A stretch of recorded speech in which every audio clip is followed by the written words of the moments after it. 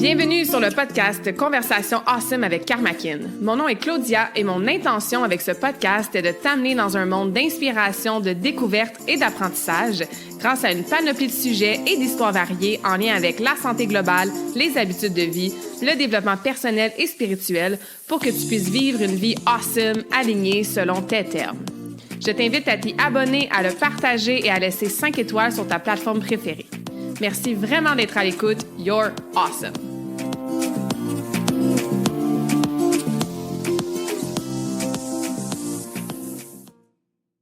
Bonjour tout le monde, bienvenue dans la nouvelle conversation Awesome de la semaine. J'espère que vous allez bien, que vous êtes en pleine forme. Ici, ça va un petit peu moins bien ces temps-ci. L'invité d'aujourd'hui va vous aider à optimiser votre santé, entre autres grâce à l'alimentation fonctionnelle. Aujourd'hui, je reçois Valérie Dussault, qui est titulaire d'une maîtrise en nutrition axée sur les produits de santé naturels. Elle a aussi une certification en alimentation fonctionnelle qu'elle a obtenue aux États-Unis. Elle est conférencière et auteure du livre Transit que je vous encourage fortement à vous procurer. Aujourd'hui, on jase dans toutes sortes d'affaires en lien avec notre fameuse digestion, notre microbiote. Valérie nous explique c'est quoi ça, l'alimentation fonctionnelle, comment ça peut nous aider à, par exemple, réduire notre fatigue que beaucoup d'entre nous ont vit. Elle nous explique l'effet du sucre sur la santé, sur l'énergie et comment se libérer de ce qu'elle appelle la prison, en fait, que nous amène le sucre. Elle nous donne même ses 3 meilleurs trucs que moi, j'avais jamais entendus avant pour réduire nos fringales. Ensuite, on parle de microbiote intestinal, encore une fois avec des trucs vraiment pratico-pratiques qui vont nous aider, entre autres, à réparer notre flore, nourrir les bonnes bactéries. Elle nous partage même sa recette préférée à boire avant les repas. On rentre ensuite dans tout le processus de digestion en passant par l'acidité dans l'estomac, les reflux gastriques, les rôles du foie, etc. pour nous donner espoir et comprendre que, à condition de faire les trucs dans le bon ordre, on peut avoir un processus qui nous aide à réduire nos inconforts, nos intolérances et tout ce que ça implique. Donc, c'est possible en retirant des irritants, en réparant notre barrière intestinale, en vérifiant nos hormones, d'avoir, une meilleure santé digestive et tout ce que ça implique. On démystifie aussi toute la question du gluten. Valérie nous explique aussi c'est quoi ça, le SIBO, S-I-B-O. On parle de la pertinence ou non d'utiliser des enzymes digestives et des habitudes à la table qui peuvent grandement aider notre digestion. On parle aussi de caca. Oui, c'est important de parler de sel comme indicateur de la santé. Qu'est-ce qui est normal au niveau des sels? Qu'est-ce qui est optimal? Qu'est-ce qui peut être dangereux? Puis comment on peut aider justement ce processus d'élimination-là? Donc, c'est une conversation enrichissante. J'ai appris plein de choses. Valérie a une belle énergie dynamique, une grande passion, une expertise, une expérience qui s'entend. Donc, écoutez attentivement, prenez des notes, allez vous chercher son livre, allez voir ses ressources sur son site Internet, allez la suivre sur Facebook, parce que la digestion, my God, que ça a un impact sur tellement de choses par rapport à notre santé. Et si jamais tu as appris quelque chose aujourd'hui, que tu as trouvé ça awesome, intéressant, je t'invite à partager l'épisode de podcast, tag-nous sur les réseaux sociaux, fais un copier-coller du lien de l'épisode, peu importe sur quelle plateforme tu l'écoutes, envoie ça à une collègue, des amis, à ton enfant peut-être, et aide-nous, en fait, à partager cette information-là qui est super importante pour qu'on puisse tous avoir une santé awesome et équilibrée grâce à, encore une fois, entre autres, une alimentation fonctionnelle, optimale. Donc, voilà. Sans plus tarder, je vous laisse à la conversation que j'ai eue avec Valérie Dussault. All right. Bonjour tout le monde. Bienvenue dans la nouvelle conversation Awesome de la semaine. Aujourd'hui, je reçois une invitée awesome. C'est la première fois qu'on se parle de vive voix au-delà de s'être croisés rapidement dans, entre autres, le Congrès de la santé intégrative. Ça fait un petit bout que je te suis aussi, Valérie. Je suis très contente de te recevoir. Bienvenue officiellement dans cette conversation Awesome. Hey, merci Claudia de me recevoir. C'est je suis vraiment choyée d'être choisie, là. Je sens déjà une belle énergie, là. Je sens qu'on va avoir une belle grande conversation. Donc, sautons dans le vif du sujet déjà. Tu es, on peut dire, mot experte là, en alimentation fonctionnelle. Commençons là. C'est quoi ça, l'alimentation fonctionnelle? Écoute, l'alimentation fonctionnelle, c'est vraiment une certification aux États-Unis, en fait, qui s'appelle Integrative and Functional Nutrition Academy, qui finit par te certifier en alimentation fonctionnelle. Aussi OK. simple que ça.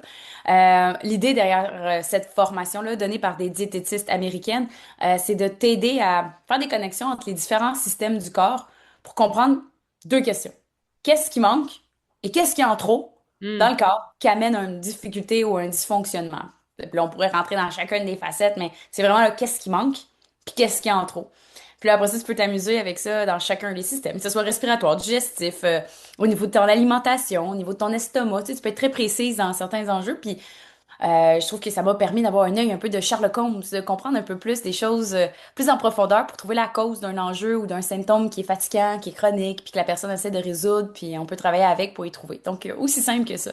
Mhm. Ouais, j'adore ça. Je trouve qu'on normalise beaucoup de symptômes hein, dans la société de nos jours. C'est comme, ah, j'ai un petit mal de tête en fin de journée, c'est normal. Tu sais, j'ai une grosse journée. Ah, j'ai des méga crampes menstruelles avant d'avoir mes règles. Ah, c'est normal. Toutes les femmes vivent ça. Ah, je me réveille avec pas d'énergie, c'est normal. Tu sais, on normalise tellement de choses qui font en sorte que les gens sont pas en santé optimale très, très constante, là, tu sais, puis ils sont pas remplis justement d'énergie qui est stable, d'une belle vitalité.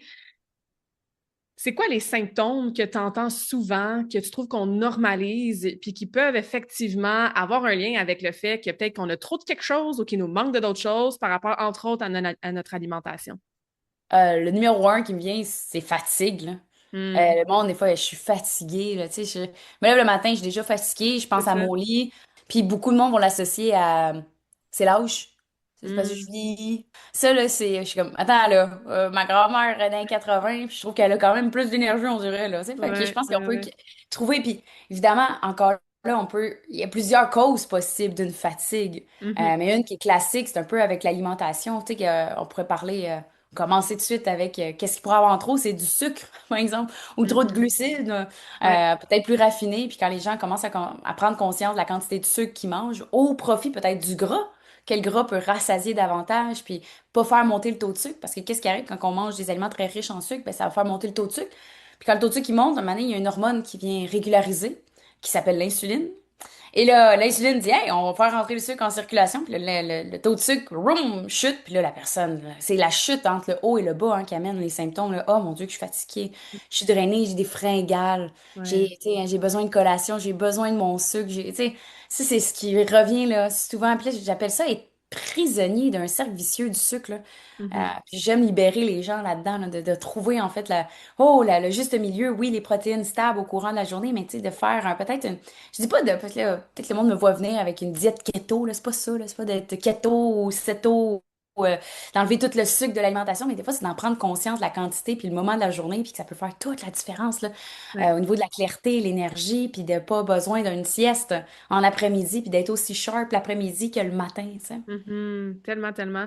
Tu as mentionné, c'est ça, les gens, des fois, ils disent, ah, c'est parce que je vieillis, tu sais. Puis c'est aussi la vieillesse, hein, le processus de vieillissement, il y a le dos large. On en met ben, beaucoup sur ce dos-là. Puis moi, j'ai 35 ans, là, puis il y a comme mon algorithme me montre souvent des vidéos de gens qui sont comme, ah, tu sais que tu as 30 ans quand, puis là, la personne, elle se lève, puis son dos, il craque, puis elle a de la misère à marcher, puis tu t'es foulé la cheville, genre dans ton sommeil, ou genre t'as appuyé trop fort.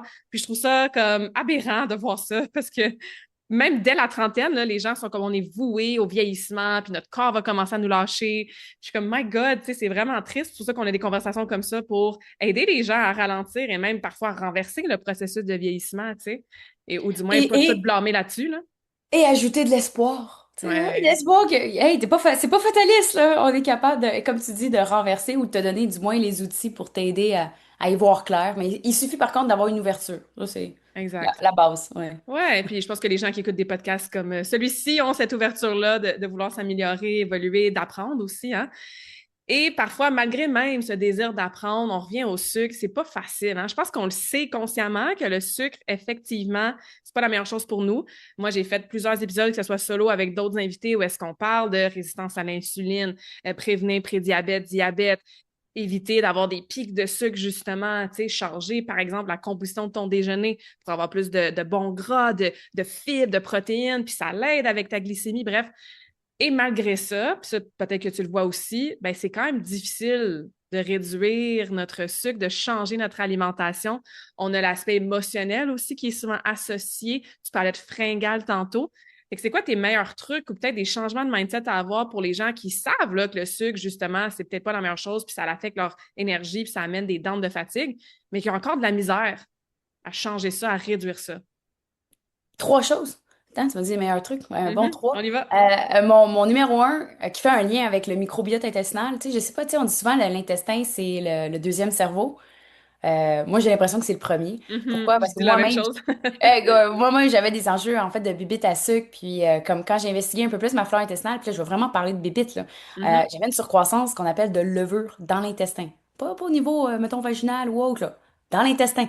Qu'est-ce que ça fait, ces bibites-là? C'est qu'ils amènent des fringales, des envies alimentaires. Fait que j'avais beau, comme, mettons, étudier dans l'alimentation, aider les gens, mais il y avait quand même un. Écoutez, c'est bien dur de balancer mon taux de sucre au courant de la journée. C'est On dirait que ça. j'ai tout le temps faim ou il y a quelque chose qui est c'est comme, je mangeais quasiment le beurre de pinot à cuillère, là, tu sais, des choses comme ça. Puis je me rends compte qu'avec la surcroissance de levure, une fois qu'elle a été abaissée et même renversée, ah ben gadon, on dirait que les messagers envoyés au cerveau étaient différents. Donc j'ai Mhm. tendance à dire oui, il y a la santé métabolique qui est de front, il faut aborder, mais il y a aussi tout ce qui est microbiote Oui. intestinal que j'aborde d'ailleurs dans mon livre Transit, fraîchement publié février Oui. 2026. Fait que c'est un livre qui peut peut-être t'aider à trouver des trucs et astuces pour t'aider au niveau de ton microbiote ou cas où d'abord t'es intéressé davantage puis de comprendre puis de voir les liens possibles à faire entre justement ces fringales-là. Fait que ça serait un de tu sais, nourrir ta flore intestinale avec des probiotiques. Il y en a qui vont y voir son compte avec des légumes fermentés, du miso, kéfir. Pas obligé d'être du kéfir de lait de vache, ça peut être du kéfir de coco, Mhm. kombucha. Il y en a pour vrai qui notent une amélioration des fringales avec les légumes fermentés. L'autre truc que je pourrais ajouter, c'est encore en lien un peu avec le microbiote, mais c'est aussi dans le contexte de la vidange gastrique, c'est le vinaigre de cidre de pomme. Tu sais, le petit truc Mhm. de mamie ou de grand-maman Oui. là, qui Ouais, disait ouais. de mettre ça dans un peu d'eau avant les repas, c'est pas niaiseux. Malgré que les études scientifiques sont très limitées là, sur le vinaigre de cidre de pomme, parce que, un, je pense qu'ils n'ont pas capable de faire de brevet sur le vinaigre de cidre de pomme, d'où la rentabilité de l'étude qui ne se fait pas. Alors, moi, je dis tout le temps, ben, first, do no harm. La première chose, ne fait pas de Mhm. dommages. Donc, je vois pas le danger de se travailler avec le vinaigre de cidre de pomme, un peu, tu sais, une cuillère à table avant les repas. Je bois ça. Après ça, je commence à manger. Pour certaines personnes, ça diminue la vitesse à laquelle le sucre va rentrer en circulation sanguine. Fait que là, moins de fringales qui peut être possible Mhm. avec ces outils-là. Puis mon dernier, non le moindre, que ça fait à peu près un an que je travaille avec, puis je pense que vous allez en entendre davantage parler, c'est les cétones exogènes. Donc, Ouais. carrément, autant que sous forme ester ou que ce soit sous forme de sel de cétone, on met ça dans de l'eau. Les personnes vont boire ça pour être en état de cétose. Au lieu de faire une diète cétogène stricte, ça peut prendre Mhm. un bon 3 semaines à 3 mois pour tomber en état de cétose, donc avoir du BHB en circulation sanguine. On boit la cétose. Donc, 1 heure après, il y a déjà du BHB. Donc, la personne se sent très rassasiée. Donc, puis les fringales, on dirait les cravings alimentaires là, sur le terrain avec les clients, je le vois. C'est impressionnant. Fait que, tu sais, mais tu sais, une étape à la fois, tu sais, Mhm. si je prends des cétones exogènes, ça va pas changer mon microbiote intestinal. Fait qu'il faut quand même passer par des étapes, selon moi, de base, soit alimentaire ou microbiote. Mais il existe des outils qui peuvent nettement aider. Mhm. J'adore ça parce que c'est des trucs qu'on n'entend pas souvent parce que souvent on se fait dire ben coupe le sucre, limite tes portions, va prendre une marche, va changer d'idée. Ce qui n'est pas que des mauvais trucs, mais je veux dire là on est vraiment dans le concret, puis dans c'est ça des choses qui sortent un peu de ce qu'on entend souvent. Quelqu'un qui n'a jamais entendu parler de ce mot-là ou qui a déjà lu le mot microbiote, mais qu'est-ce que c'est ça, cette affaire-là? On parle du gut. C'est quoi le gut? C'est juste l'intestin? C'est-tu le système digestif au complet? Le microbiote part-tu de ça? On se fait dire des fois qu'on est plus bactéries qu'humains, tu sais. Peux-tu nous clarifier, nous simplifier, nous vulgariser? Qu'est-ce que c'est ça, le microbiote? Puis pourquoi c'est important pour notre santé? Microbiote, c'est un terme pour dire un amorcellement de plein de bactéries ensemble. Fait qu'il existe le microbiote intestinal qui est dans ton gros intestin, où est-ce qu'il y a l'anus, puis le gros intestin. C'est là qu'il y a des bébites, il y a des bactéries, des bonnes. Il peut y avoir un peu de mauvaises, ce qui est pas mauvais non plus, mais quand c'est en surcroissance à cause d'un usage peut-être d'antibiotiques que tu as déjà fait dans le passé, chose qui pourrait chambouler ta flore intestinale. Mais le microbiote, c'est vraiment un ensemble de bactéries. Donc, au niveau digestif, il existe le microbiote de la peau aussi. Donc, Hmm. ta peau, c'est un assemblement aussi de bactéries, autant au niveau du visage, fait que le microbiote de la peau. On pourrait parler du microbiote vaginal chez la femme. Fait que Mhm. puis on est plus bactéries qu'humains, tu sais. Fait C'est qu'on, ça. c'est fou comme si on compte le nombre de cellules bactériennes versus de cellules humaines que nous avons, on a vraiment, je me demande si c'est pas 100 fois plus. Je me rappelle jamais du chiffre parce que c'est des milliards, des trilliards de Mhm. cellules là. Je trouverai pas le chiffre exact aujourd'hui, mais tu peux savoir que tu es plus bactérie qu'humain, donc C'est d'où ça. le terme microbiote qui est vraiment dans le gros intestin. Tandis que si on monte un peu plus sur le système digestif, là, on s'en va après ça dans, tu sais, dans le petit intestin, là, on commence du bas vers le haut, mais si on monte vers le petit intestin, c'est là que tu digères, hein? Tu sais, Mhm. protéines, glucides, Ouais. lipides, c'est là vraiment qu'il y a une digestion. Puis si on continue à monter, on s'en va dans l'estomac, qui est comme un sac où que l'acidité est présente pour bien digérer, entre autres, les protéines, te protéger contre l'extérieur, parce que c'est tellement acide qu'il y a un effet de protection. Puis si on continue à monter, ben, on a l'œsophage, puis tout le travail des dents, puis de la bouche, là. Donc, ça, c'est le Mhm. système digestif, mais le microbiote, c'est vraiment le gros intestin où que les bébites y sont. Ouais. Puis les bébites, on a entendu, ils aiment le sucre. Ben, en fait, Dépendamment lesquels. les moins bonnes Exactement. bactéries, les mauvaises bactéries aiment beaucoup le sucre. Puis, qu'est-ce que les bonnes bactéries aiment? Est-ce que justement, c'est ça, c'est l'histoire d'aliments fermentés, probiotiques, prébiotiques? Y a-t-il d'autres choses qu'on devrait peut-être avoir plus dans notre alimentation qui viennent nourrir nos bonnes bactéries pour peut-être renverser, au moins avoir une meilleure proportion de bonnes versus de pas bonnes bactéries?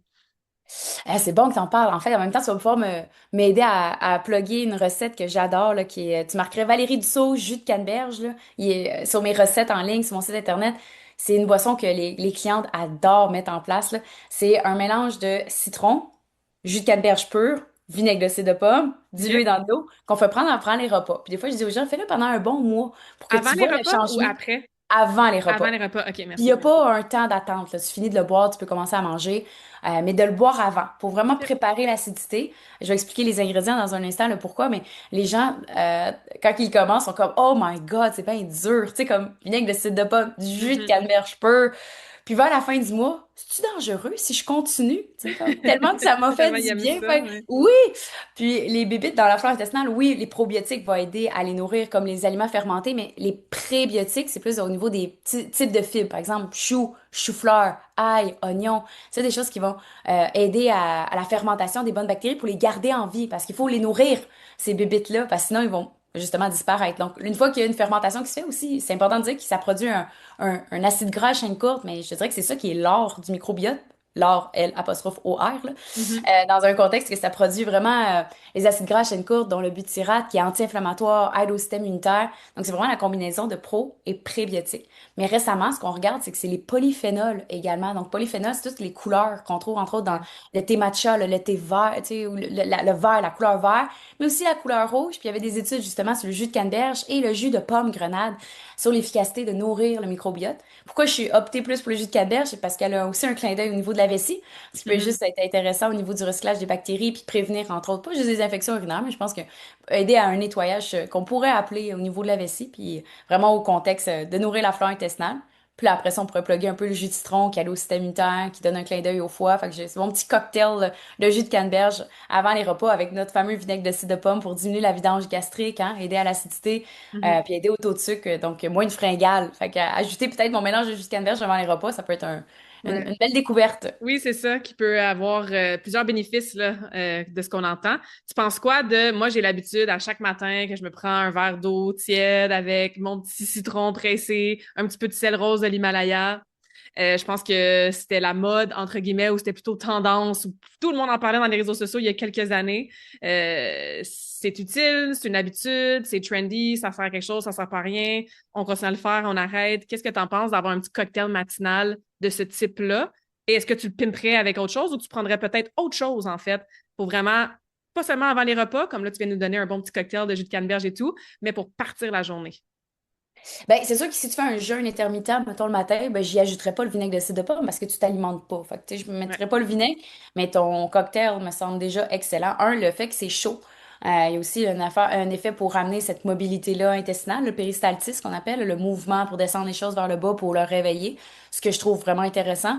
Puis l'autre chose avec ton sel, beaucoup de monde parle, entre autres, des électrolytes Mhm. au réveil. Donc, dans les électrolytes, les principaux, c'est vraiment le sodium que tu as nommé via le sel, le potassium et le magnésium. Avec Mhm. du monde qui, en commençant la journée, commence vraiment avec ces trois-là. Tu n'es pas obligé d'aller en grosse dose, mais juste d'avoir une bonne dose au niveau des électrolytes pour le sentir. Donc, tu pourrais, à la limite, dans le tien, mettre un peu de jus de canneberge pur, dilué dans un peu l'eau tiède ou l'eau Mhm. chaude, puis d'y ajouter, entre autres, des électrolytes, mais c'est déjà très adéquat à ce que tu fais, puis je pense pas que c'est farfelu, puis que Mhm. ça sert à rien. Meilleure façon, selon moi, comme j'ai dit au début, first do no harm, ça veut dire ne fais pas de dommages. Donc, est-ce que ce Ouais. que tu fais fait un dommage? Non. OK? Après ça, c'est se questionne. Est-ce qu'il y a un bénéfice? Est-ce que tu as un wow avec ça? Si oui, continue. L'autre façon, si tu le vois pas, ben, des fois, c'est l'arrêter. Des fois, quand tu l'arrêtes, Mhm. t'es comme, ça me manque Ouais, de il manque quoi? quelque chose, J'aime c'est pas. ça. Ouais, c'est ça. Ouais. C'est ça que j'aime ça. Des fois, il y a des gens qui disent, ah, ben, écoute, je sais pas si ça m'améliore. Je dis, ben, arrête là, tu vas le voir. Oui, exactement, exactement. Moi, personnellement, je trouve que ça m'aide avec mon premier transit de la journée. Je suis pas une fille qui boit du café du tout, jamais, jamais, jamais. Puis c'est ça, l'hydratation au niveau plus cellulaire, hein. Puis je pense que ça, c'est un des grands bénéfices des électrolytes, parce que j'aime bien expliquer que t'as beau boire beaucoup d'eau, mais si t'es comme une plante pas de sol, tu bois bien de l'eau, puis ça passe Tout droit. tout droit, tu es aux toilettes 10 fois plus souvent, mais tu n'es pas plus hydraté non plus. Fait que je le ressens justement au niveau de l'hydratation cellulaire puis au niveau du premier transit justement de la journée. Bravo. Moi aussi, Ouais. c'est quelque chose, tu sais, quand tu bois un verre d'eau puis tu l'urines 15 fois, là, clairement, il y a quelque chose qui marche pas, ces électrolytes. Oui. Ouais, ouais, exactement. Good. Qu'est-ce que tu penses du gluten? Est-ce que la flore intestinale, le gluten, c'est quoi l'impact? Ça aussi, hein? C'est beaucoup de gens qui n'ont pas nécessairement la maladie cœliaque ou une intolérance au gluten diagnostiquée, entre guillemets, mais qui décident du jour au lendemain, je vais arrêter le gluten. Moi, j'ai personnellement essayé, personnellement sur moi. C'est des choses qu'avec certaines clientes aussi ont essayé. J'ai des amis qui ont arrêté le gluten, ils ont eu des beaux bénéfices. Il y en a qui trouvent ça trop intense, t'es pas obligé nécessairement, ça va faire du tort si tu arrêtes le gluten, si t'es pas intolérante pour de vrai, entre guillemets. Où est-ce qu'on en est avec ça par rapport au microbiote, la flore intestinale, etc. Yeah, avec plaisir. Tu sais, le gluten, la principale source de gluten vient entre autres du blé. OK? Puis dans le blé, il n'y a pas juste du gluten, il y a aussi ce qu'on appelle le fructane. Le fructane du blé. La partie fructane, c'est le prébiotique. Donc, tu sais, là, on a parlé tantôt de l'ail, l'oignon, Mhm. chou-fleur qui sont des prébiotiques.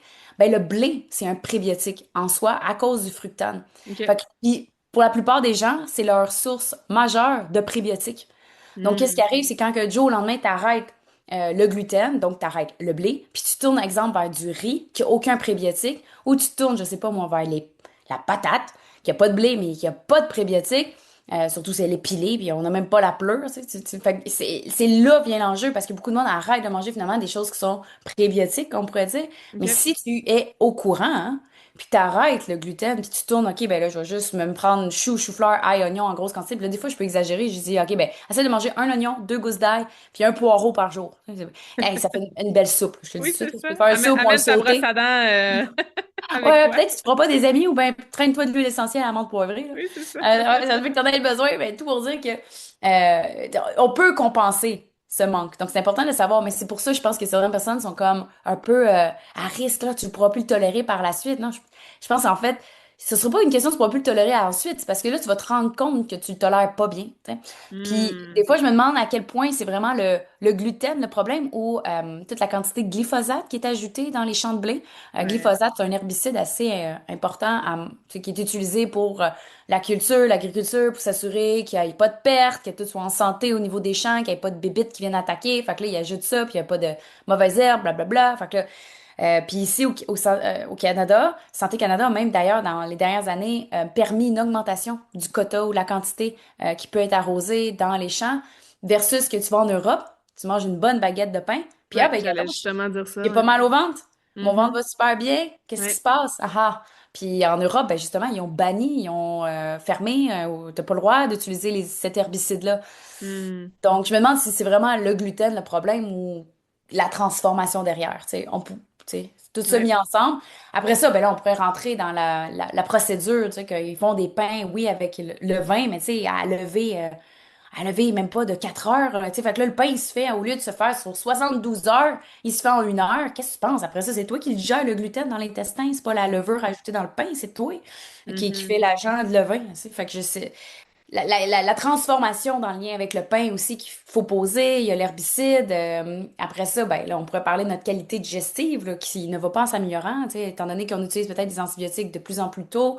Des fois, je vois les enfants qui les utilisent de façon récurrente. Ça l'appauvrit ta flore intestinale, ça peut nuire à toutes tes enzymes digestives, à ton acidité de l'estomac. Fait que là, tu as plus de difficultés à digérer le gluten en chemin. Fait que là, la grosse molécule de gluten arrive dans le gros, tu sais, dans le petit intestin à essayer Ouais. d'être digérée. Finalement, c'est le bordel, là, tu sais. Mhm. Bref. Fait on peut visualiser autant notre terrain, autant comment c'est transformé, puis comment c'est amené dans notre assiette finalement, tu sais. Oui, absolument. C'est tellement clair. Puis moi aussi, c'est ça, je voyage beaucoup. Puis même chose, là, quand je suis en Europe, je suis comme amenez-en du pain, c'est parfait, ça affecte zéro ma digestion. Et c'est un commentaire que j'ai aussi eu de certaines clientes ou certains gens dans mon entourage. Hey, quand je vais en Europe, je mange du fromage, des produits laitiers, du gluten, puis j'ai vraiment moins de problèmes que quand je suis ici, tu sais, au Canada. Ben justement, parce qu'au-delà de l'ingrédient ou de l'acide aminé, mettons, ben il y a des choses qui sont rajoutées ou dans le processus de. Tu sais, ton pain en Suisse, là, le lendemain, il est dur comme la roche, là, versus un pain ici, il peut durer sur le comptoir pendant une semaine, là, tu sais. Fait qu'il y a quelque chose à quelque part au niveau de la fraîcheur, puis surtout des additifs, puis qu'est-ce qui a été utilisé pour la transformation, la préparation, qui est à prendre, bien sûr, en considération, tu sais. Puis plusieurs personnes, des fois, répondent à ce commentaire parce que je le disais souvent, puis souvent, le monde dit oui, mais t'es en vacances, t'es pas stressé, t'es bien. Mm. Puis pour répondre à ça, là, moi j'ai déjà suivi un athlète qui s'en allait se battre au Japon, tu sais, qui avait des intolérances avec le gluten. Puis je peux-tu te dire qu'aller te battre au Japon, compétition mondiale, t'es stressé? Oui, c'est ça. C'est important que je le dise. Puis on tolérait le gluten, puis en revenant, on le tolérait pas. Donc c'est Mhm. important que. Puis tu sais, la compétition était finie. Fait que, tu sais, le stress était diminué, puis on est revenu ici. Ouais, Fait que, faut mettre les choses en perspective, mais je voulais juste répondre à ça parce que je suis sûre que quelqu'un devait se dire, oui, mais t'es en vacances, tu sais. c'est C'est ça. tellement un classique, là. Ouais, parce que c'est ça, on entend souvent, hein. Puis c'est vrai aussi, là, quand t'es stressé, bien sûr, ça peut avoir un effet sur ta digestion et vice-versa. Ta Ben mauvaise oui, oui. digestion va te stresser, tu sais. Ça revient à ce que tu disais, l'environnement interne. Puis ça, je le vois aussi, des fois, des clients qui sont comme, ah, je tolère pas les avocats, les légumineuses, tu sais, plein d'aliments que, bon, les légumineuses, c'est peut-être un petit peu plus commun, mais tu sais, d'autres aliments que sont pas sur ta première liste d'aliments que la grande majorité des gens tolèrent pas super bien. Puis ils sont comme, ben, je vais être intolérante justement aux avocats, aux cocombes, aux raisins le reste de mes jours. Mais peut-être pas. Peut-être que justement, il y a quelque chose dans leur environnement interne, dans leur gut, dans leur système digestif, qui peut être justement amélioré. Puis là, regardons ça après quelques mois de réparation, puis tu peux l'expliquer beaucoup mieux que moi. Ben, ils sont capables maintenant de tolérer l'avocat, le raisin, le cocombe. Tu sais, c'était pas ça l'aliment de problème. Et ça, j'aimerais t'entendre là-dessus pour amener aussi, on parlait d'espoir tantôt, peut-être un petit peu d'espoir à des gens qui sont à l'écoute, qui sont comme j'ai tout essayé, tout me fait mal au ventre, je suis intolérante à, je sais pas, moi j'ai une liste de 30 choses que je suis intolérante, je sais plus quoi manger, j'ai essayé toutes les, j'ai fait les diètes par élimination, j'ai essayé plein d'affaires, tu sais.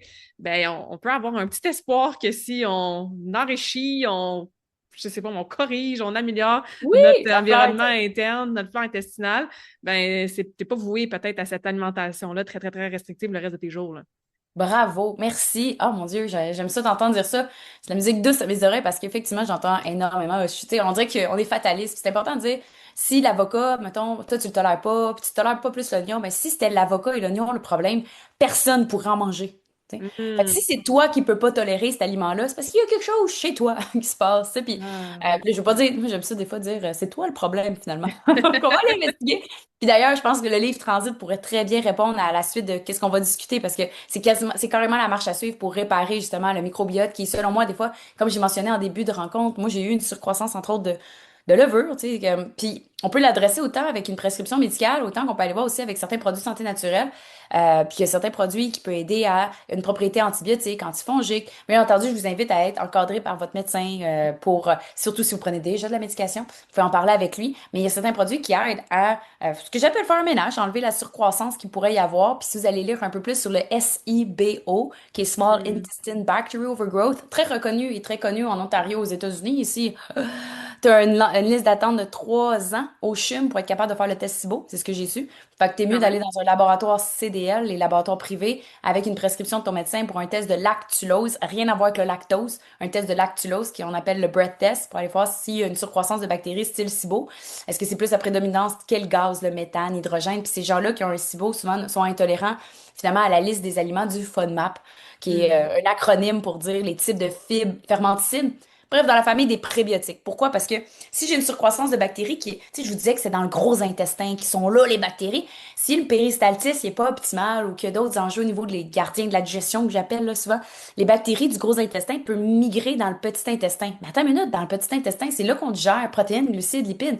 Fait que s'il y a des bactéries qui sont là, puis toi, tu manges des aliments fermenticibles ou, je sais pas moi, de l'ail, par exemple, de l'oignon, le fameux, là, c'est le sorbitol via l'avocat qui va faire réagir. Mais tu sais, aussitôt que je vais manger ces aliments-là, au lieu de nourrir mes bactéries dans le gros intestin ou d'être nourries habituellement, absorbées dans le petit intestin, ben, les bactéries sont là. Fait qu'ils se nourrissent en premier avant que toi, Mhm. dans le fond. Ils se Ouais. nourrissent avant toi, puis qu'est-ce que ça fait? Ça fait une fermentation. Là, l'aliment avec le probiotique, ça fait un gaz. Puis qu'est-ce que ça fait après ça? Quand il y a un gaz, ben, il y a une distension abdominale. Puis je suis comme, oh mon Dieu, je suis enceinte de 6 mois. C'est quoi ça, ce ventre-là? Fait que c'est souvent ça qu'on les entend dire. Fait qu'après ça, ce Ouais. gaz-là doit sortir, soit par le haut, soit par là bas. Fait que là, c'est soit que j'ai des rottes, soit que j'ai des gaz. Il y en a qui vont aussi l'avoir au niveau des poumons. Donc, il va être absorbé au niveau sanguin, puis ça va sortir par la laine. On dirait qu'aujourd'hui, je reconnais même l'odeur de la laine. Des fois, je suis comme, oh mon Dieu, cette personne a une surcroissance de bactéries. C'est quand Ouais, même ouais, il y a une ouais. odeur. Puis après ça, on peut l'adresser, soit avec votre Mhm. médecin, vous pouvez faire un processus, mais c'est important de savoir que ça existe, le SIBO, parce que c'est là l'espoir, parce qu'une fois que tu l'as, moi, je trouve ça drôle. Je dis à la personne, ben, une fois que tu as terminé, demain, tu manges une bonne tasse de chou-fleur, puis je veux pas un pet, je veux pas un gaz, je veux Oui, pas c'est un ça. rôti. Puis là, Joe, le lendemain, il mange du chou-fleur. Mon Dieu, je mange du chou-fleur! C'est que ça Mhm. faisait tant de temps que j'en avais pas mangé. Puis là, après ça, on peut continuer le processus parce que il y a des aliments qui passent moins bien à cause de la surcroissance de bactéries, mais il y a aussi tout l'enjeu avec la barrière intestinale. Tu sais, la barrière intestinale, quand on parle d'intestin, tu sais, il doit être vraiment imperméable, mais s'il devient un peu, on dit leaky gut en anglais, mais en français, on Mhm. dit l'intestin hyperperméable. Donc, s'il y a un peu plus de trous, les aliments peuvent passer, puis certaines personnes peuvent développer des intolérances alimentaires. Donc là, on parle de sensibilité, puis certaines personnes, il y a une cascade inflammatoire qui se loge là-dedans, amener des douleurs, amener des problèmes digestifs, il y en a qui c'est des problèmes de peau.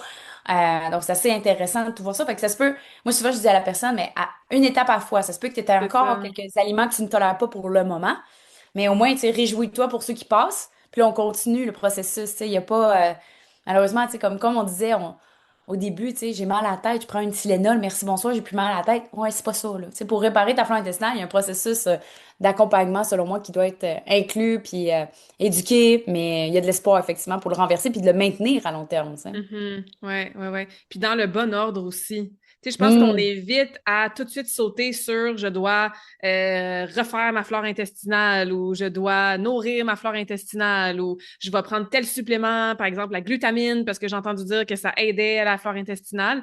Mais c'est quoi les étapes qu'on devrait suivre quand on se dit, OK, j'ai justement des problèmes digestifs, j'ai des intolérances, je suis consciente que, tu sais, niveau justement de la digestion, bactéries, etc., c'est pas optimal. Bien sûr, c'est individualisé, on le sait, mais de façon générale, on Mhm. répare avant, on élimine, on rajoute. Dans quel genre d'étape? Parce que il y a un exemple que je dis souvent, tu sais, sur bien des suppléments, par exemple. Tu sais, ton supplément, par exemple, on parle du foie. Moi, j'adore le foie, là, comme organe, tu sais. Si tu achètes, je sais pas moi, un petit thé détox, là, qui va t'aider pour ton foie, puis c'est l'équivalent de, je sais pas moi, tu arrives dans une maison, puis ta maison est en feu, puis là, toi, tu arrives avec ton verre d'eau et tu lances ton verre d'eau sur le feu. Ça va pas nuire au feu nécessairement, mais c'est vraiment ça qui va éteindre le feu, qui va aller à la cause de. Ben, moi, encore une fois, je reviens à mon exemple du foie. Mais si ton foie il est en surentraînement, en burn-out, il est engorgé, puis que toi, tu arrives avec ton petit supplément, ben, il faut peut-être tailler à la cause. Puis il y a peut-être d'autres étapes avant de lancer ton verre d'eau sur le foie, puis espérer que son état super inflammatoire activé, gras, etc., aille mieux, là, tu sais. Ah, Fait que tellement. un peu la même chose pour le système digestif. C'est quoi les étapes dans les grandes lignes, bien sûr, encore une fois, garder en tête que c'est super important de se faire accompagner. Qu'est-ce qu'on fait en premier, tu sais? Ben, souvent, je vais justement retirer les irritants. Puis d'ailleurs, on Mhm. est en train de passer, c'est drôle, mon livre au complet là-dessus, parce que Ouais, mon c'est livre, c'est parfait. Les justement gens vont les aller étapes. l'acheter Le après. première, c'est retirer les irritants. Tu sais, selon moi, c'est OK. la première étape, parce que souvent, ils vont nuire à l'absorption, ils vont nuire à beaucoup d'autres étapes. Tu sais, Mhm. par exemple, moi, l'exemple que je donne, c'est comme prendre des probiotiques, Ouais, mais ouais, c'est ouais. comme si tu voulais planter des nouveaux plants de tomates dans un champ de mauvaises herbes. Mhm. On va peut-être, tu sais, des herbes, puis après, C'est on va ça. planter les tomates. C'est Tu sais. ça. Fait que c'est un peu le même, je le vois, tu sais, dans un sens d'y aller par étapes. Donc, j'aime ça, enlever les mauvaises choses. Mhm. Première chose. Par la suite, oui, réparer la barrière intestinale. Là, la glutamine devient intéressante. Oui, en même temps, on pourrait nourrir avec des probiotiques via l'alimentation ou même aller via un supplément si on a besoin. Prébiotiques, souvent, ils vont même mieux passer à cette étape-là parce que les prébiotiques, comme mentionné, ben, souvent, ils vont nourrir les mauvaises en premier. Fait qu'enlève les mauvaises, après, tu vas pouvoir renourrir les bonnes pour qu'ils Mhm. restent.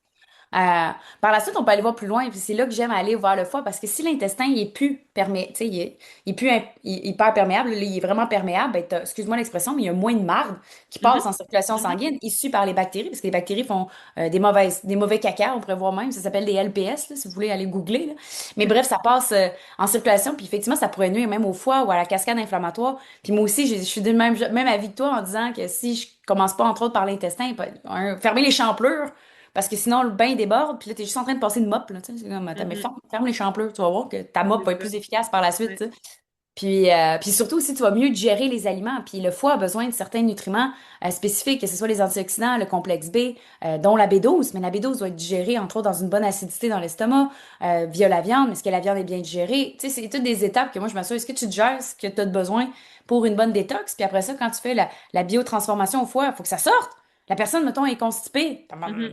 On peut nuire, là, tu sais. Ouais, ouais, ouais. Fait qu'il y a toutes ces étapes-là. Puis par la suite, moi, j'aime ça aller voir peut-être hormonal si on a besoin d'aller voir quelque chose. Pourquoi? Parce que les hormones, sont régularisées, entre autres, par le foie. Fait que si le foie est surchargé, ben, ça se peut qu'il va y avoir tu sais, une surabondance d'estrogène, par exemple, donnant une impression de ne pas avoir de progestérone, parce que juste le ratio est tellement comme démesuré, donc trop d'estrogène en circulation, donc ça donne une perception que j'ai pas assez de progestérone. Mais finalement, quand on améliore le processus de biotransformation, ben, regardons, c'est comme si le ratio devenait plus optimal, tu sais. Fait que c'est ce Mhm. Ouais. côté-là que j'aime aller voir. Fait que, grosso modo, ça peut ressembler un peu à ça côté étape, mais moi aussi, je suis tendance à dire, c'est pas mauvais, comme tu dis, c'est pas Mhm. dangereux de C'est sauter une ça, étape, ça mais va ça se pas peut que tu aies nuire, besoin de mais reculer, tu sais. Par exemple, la exactement. glutamine, tu sais. Si tu prends la glutamine maintenant, mais tu as une surcroissance de bactéries, beaucoup de monde vont la fermenter, puis même avoir des inconforts avec la glutamine.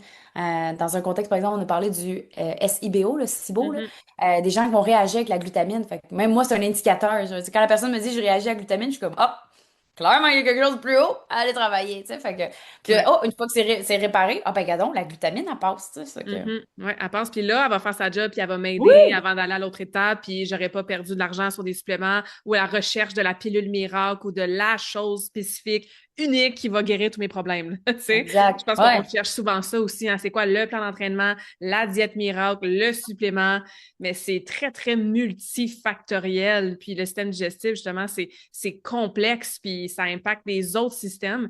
Fait que c'est pour ça qu'on a des experts comme toi qui peuvent nous, nous amener de la nuance, là, justement puis les bonnes connaissances. Tu as mentionné tantôt les gaz, hein? Soit que ça sort par en haut, ça sort par en bas. Il y a des gens qui vont se plaindre très souvent aussi de acid reflux, fait que de reflux acidique, ou je m'excuse, la traduction en français, c'est quoi, Oui. là? Puis là, ils vont se faire donner souvent des médicaments pour justement aider à avoir moins d'acidité. Mais là, on est comme non, on en veut de l'acidité dans l'estomac parce que ça l'aide à digérer. Il y en a beaucoup qui n'ont pas assez d'acide dans l'estomac, mais là, on est confus parce qu'on est comme ouais, mais j'ai des acid reflux, fait que comment ça, je dois en avoir plus? Peux-tu nous éclairer avec cette grande histoire là, de reflux? On dit reflux gastrique, je pense? Ouais, Reflux. ouais, Ouais, exactement. Les ok. reflux gastriques. Voilà. En fait, meilleure façon de savoir, toi, si tu as assez d'acidité ou pas, c'est de prendre environ un quart de cuillère à thé de bicarbonate de soude, tu l'ajoutes dans une demi-tasse d'eau. Très important, à jeun le matin. Pourquoi? Parce que c'est là qu'on a le plus d'acidité. Puis, ce qui est intéressant, c'est d'utiliser le bicarbonate de soude qui est basique. Techniquement, l'estomac, c'est acide. Je sais pas si vous savez le chiffre, là, mais c'est 2. 2, c'est extrêmement acide. Je vous rappelle, Mhm. la neutralité, c'est 7, 14, c'est basique. Fait que c'est 2. Fait que si je mélange quelque chose qui est comme quasiment 14, le bicarbonate de soude, puis je le mélange avec quelque chose qui est acide, on s'attend à un gaz. Puis là, tu vas pouvoir le noter parce que souvent, je dis, prends le timer, attends 30 secondes, bois cette solution-là à jeun, puis attends d'avoir un rapport, un rot. On s'attend à ça. C'est acide. Mhm. Basique, acide, on s'attend à un rot. Ouais. Puis si dans 30 secondes, tu as un rot, wow, l'acidité est bonne. OK. Après ça, si t'as pas de RAW, ah ben là, c'est là qu'il faut se questionner. Puis pourquoi les choses pourraient remonter, puis ça pourrait être expliqué par un manque d'acidité, ça c'est aussi simple que quand je mange, bon, le petit clapet là, entre l'œsophage et l'estomac, il s'ouvre, laissant tomber les aliments. Les aliments font une pression dans l'estomac le ressent, produit de l'acidité. Puis quand il produit de l'acidité, mais pas assez, ça n'en fait pas assez pour faire une pression dans le haut de l'estomac pour fermer le clapet. Donc le clapet reste Hmm. ouvert. Les résidus remontent, donnant l'impression finalement d'avoir trop d'acidité. Mais dans la plupart des cas, c'est un manque d'acidité. C'est ça. Fait que, ces gens-là pourraient faire le test bicarbonate de soude. C'est sûr que si vous prenez une médication, important de demander l'approbation du médecin pour voir à jouer avec la médication, mais moi, je vous conseille fortement d'être accompagné parce que surtout si ça fait longtemps que vous la prenez, il y a comme l'effet rebond de la médication. C'est que la personne, du jour au lendemain, mettons, je la prends depuis des années, puis là, aujourd'hui, je l'arrête complètement pendant X nombre de temps. Là, c'est comme si ton estomac s'est habitué à lui, fait qu'il en produisait pour contrer, là, elle me donne un antiacide, je vais essayer d'en produire plus, je vais essayer d'en mettre plus, puis là, t'enlèves le médicament. Oh mon Dieu, oh, le feu est pogné, là, ça c'est sûr. Mhm.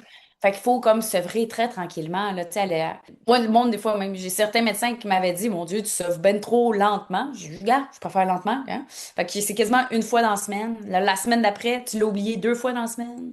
La Mhm. semaine d'après, tu l'as oublié 3 fois. C'est Tu sais, ça, comme, tu y tranquillement. vas vraiment lentement jusqu'à temps que tu aies 2 jours collés, une journée on, tu le prends, 2 jours tu le prends pas. Puis là, puis après ça, tu joues avec ça, puis te réduire vraiment graduellement. Si vous avez l'approbation, bien entendu, Mhm. parce qu'il y a des conditions que c'est important de le continuer, bien entendu. Peut-être vous prenez un autre médicament qui pourrait vraiment avoir une érosion, ben, amener des enjeux au niveau de l'estomac. Fait que juste m'assurer de le pallier, mais clairement que faut y voir. Tu sais. Puis pour aider à l'acidité, il y en a qui vont vers le vinaigre de cidre de pomme, comme on a mentionné. Il y en a d'autres qui aiment travailler avec le zinc carnosine. Le OK. zinc carnosine a une propriété très spécifique au niveau de l'estomac, dans le contexte de la production d'acidité, mais aussi réparation au niveau des muqueuses de l'estomac. Fait que j'aime beaucoup travailler avec le zinc carnosine, très important. Là. Fait que tournez l'étiquette, assurez-vous que c'est du zinc carnosine et non de l'oxyde de zinc ou d'autres choses. Puis on peut aller jusqu'à 75 mg dans le contexte du carnosine facilement par jour, hein. Mhm. Puis des enzymes digestives, moi, c'est une petite habitude que j'ai aussi quand je sais que je vais aller au restaurant, manger un gros repas chez mes parents, qui va avoir des aliments que j'appelle différents.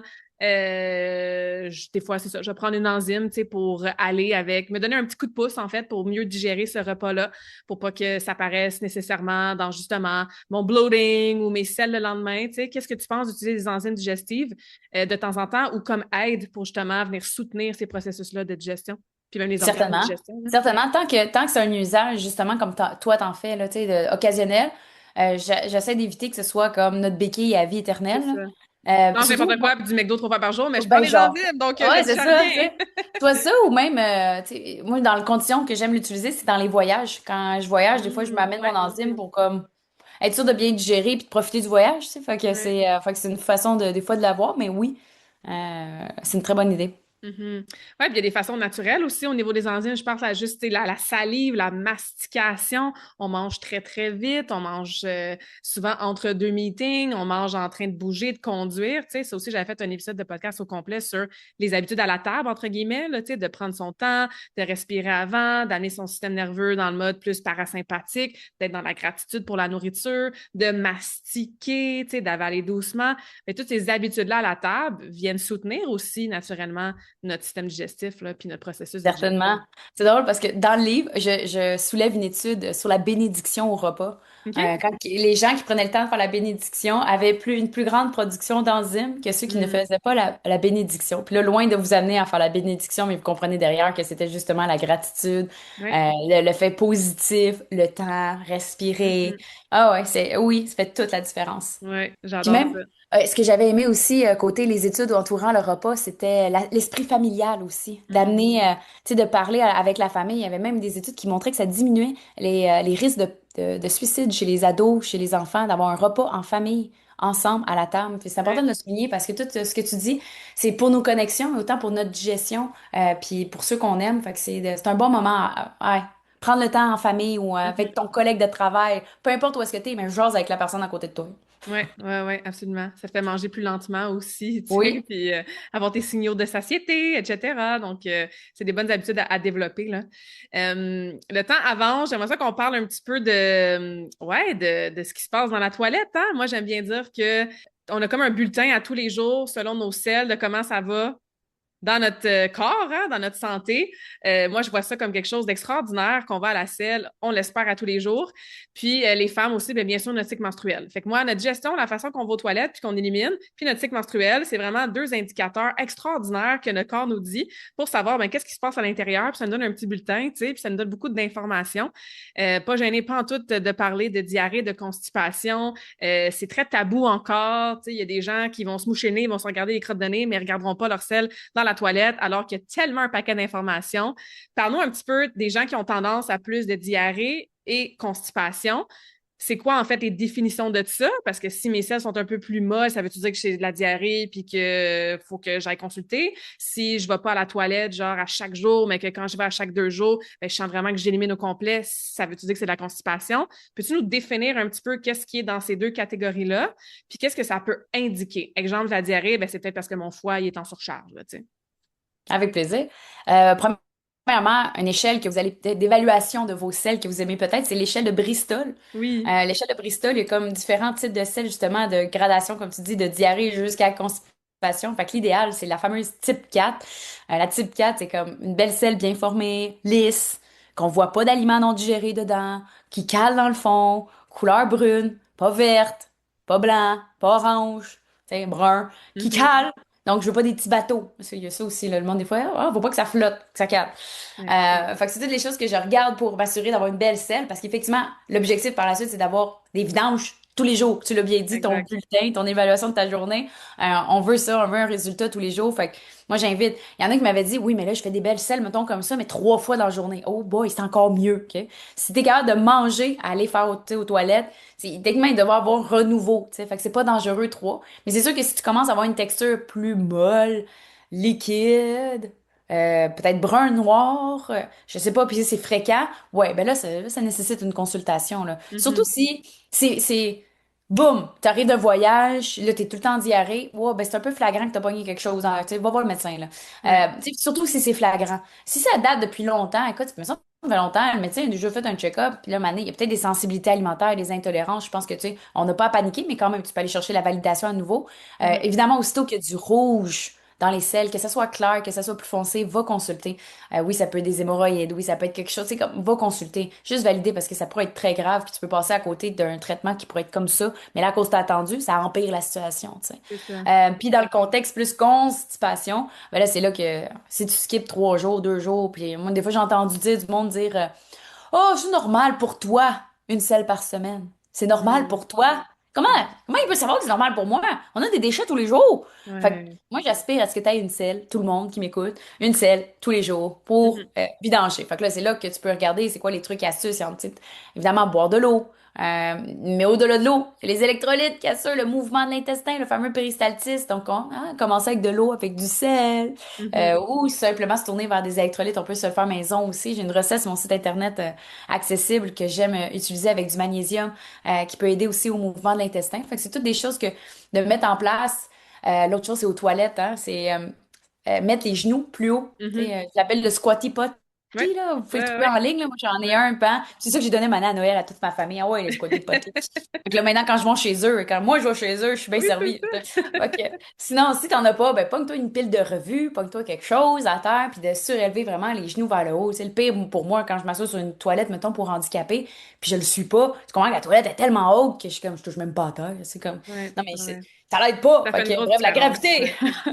Mhm. La gravité, fait et c'est sûr qu'après ça, il y a d'autres signes et symptômes qui peuvent amener de la constipation, tu sais, au-delà de l'eau, les fibres, le positionnement aux toilettes. Là, on pourrait rentrer, hein, tu sais, quand on a parlé du fameux SIBO, Small Intestine Bacterial Overgrowth, qu'on va mesurer certains gaz, bien, certains types de gaz, dont le méthane, qui est plus associé à la constipation, puis il y a certains types de gaz, qui est l'hydrogène, qui est plus associé à des diarrhées. Donc, un enjeu de dysbiose, le débalancement de la Mhm. flore intestinale, peut amener un changement des types de selles, tu sais, fait que c'est là qu'encore, je reviens aux mêmes étapes, là, tu sais, Ouais. de enlever les mauvaises choses, renourrir. Puis plus ça avance, plus la selle se normalise, puis apparaît bien. Puis après ça, Mhm. souvent mes clientes qui sont sensibilisées là-dedans, c'est ça, ils regardent leur Ils selle, sont puis le... fiers, là. Oh, ils sont fiers, là. Ils sont fiers. Puis non seulement ils sont fiers, c'est comme un check-up.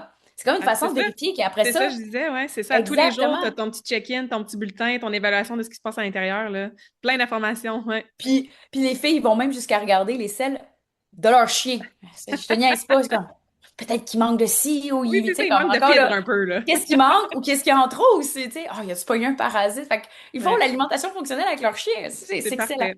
Oui, Ah, on aime ça. Fait qu'on vous met au défi aujourd'hui de, quand vous allez à la selle, de regarder, d'aller googler l'échelle de Bristol, de voir, et bien sûr de consulter si vous trouvez que c'est anormal. Mais c'est super important, puis il faut en parler. Puis effectivement, c'est un beau, c'est un beau display de ce qui se passe à l'intérieur de toi. Puis comme on a dit aujourd'hui, de différentes façons, ben c'est ça, ton système digestif, la façon que tu manges, que tu digères, que tu absorbes, ben, ça a un énorme impact sur ta santé. On a commencé le podcast avec la fatigue. Ben, au-delà de la fatigue, il y a tellement justement de symptômes qu'on normalise qu'on ne mérite pas de vivre au quotidien. Donc, ça commence par une bonne santé digestive, entre autres. Valérie, je pourrais continuer à te jaser pendant des heures. Les gens vont aller se procurer ton livre. Donc, ça s'appelle Transit. Je vais mettre le lien dans la description du podcast pour que les gens puissent avoir encore plus d'informations que ce qu'on a jasé aujourd'hui dans ton beau livre. Félicitations pour ton merci. lancement tout récent. Tu as un site Internet aussi. Parle-nous donc de tes services. Qu'est-ce que tu offres, le contenu que les gens peuvent consommer s'ils veulent aller plus loin là, dans tous ces beaux sujets. Oui, avec plaisir. Moi, j'ai un abonnement qui s'appelle le Club Alimentation Fonctionnelle. Donc, j'amène les gens à balancer leur alimentation, protéines, glucides, lipides, l'aspect digestif. On a parlé hydratation avec les électrolytes. J'ai aussi une intelligence artificielle chef que j'ai formée qui fait des recettes sans hallucination comme des fois d'autres intelligences comme ChatGPT pourrait faire, là.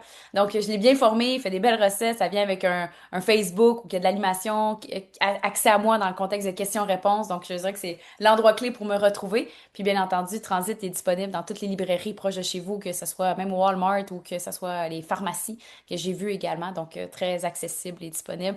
Sinon, les réseaux sociaux, je suis très active sur Facebook, donc Facebook, Valérie Dussault, expertise en alimentation fonctionnelle. Vous pouvez trouver ben des lives, des explications, d'autres outils que je peux vous partager dans mon quotidien. Mhm, good. Je pense qu'on a ça en commun. On est passionné par le grand monde de la santé, du bien-être, puis on aime ça jaser, puis on aime ça expliquer, vulgariser. Merci. Merci pour ce que tu fais. Merci pour ces belles connaissances-là, C'est moi qui te partager ton remercie. Merci de m'avoir expertise. invité. Mais ça me fait grand plaisir. Puis, Valérie, il me reste une question à te poser que je pose à toutes les invités en fin de conversation awesome. Est-ce que tu as une citation ou un mantra préféré que tu voudrais nous partager pour finir la conversation? Oh, mon préféré, puis j'ai commencé le livre avec ça, c'est que tu n'es pas seulement ce que tu manges, mais aussi ce que tu absorbes. Hmm, Oublie-le pas. j'adore ça. J'adore ça. Merci, Valérie. Hey, merci à toi.